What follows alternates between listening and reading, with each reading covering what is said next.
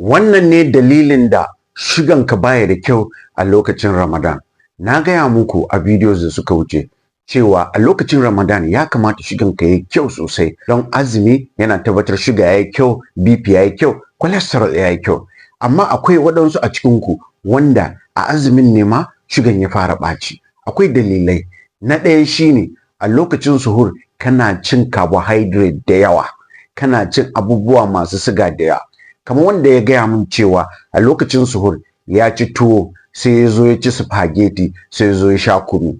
Wa'annan da ka haɗa shiganka zai tashi, kuma muddin shiganka ya tashi zaka gan cewa in kana azumi zaka ji yunwa sosai, kuma zaka ji ishin ruwa sosai, kuma zaka samu sananin kasala. Banda yawan cin carbohydrate, a ci ɗan daidai da ganye da sai a sa protein, kifi, kaza, koyi. Ita protein ne take sa ka koshi ka jima, yadda a azumin ba za ka sha wahala sosai ba wai cin carbohydrate da yawa ba. Banda haka kuma akwai wanda suke sallake suhur ga baki ɗaya. Sallake suhur zai sa a lokacin buɗe baki ka ci abinci da yawa. Muddin ka ci abinci da yawa kuma a lokacin buɗe baki ka gan shiganka zai tashi. Dalilin da muke ba da shawara cewa ka tabbatar ka ci abinci a lokacin suhur.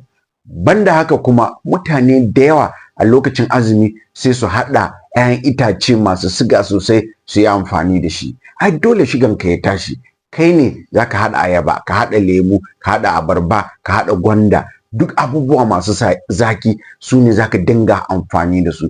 Dole shiganka ya tashi. Na gaya muku anan cewa za ku iya amfani da kankana, amma in kai kaɗai ka sha rabin kankana, ya shiganka ba zai tashi ba. Dole ka kimanta yawan da za ka yi amfani da shi yadda shiganka ba zai tashi ba. Bayanin shine a lokacin azumi ya kamata shiganka ya kyau, amma in baka kiyaye ba sai shiganka ya ɓaci.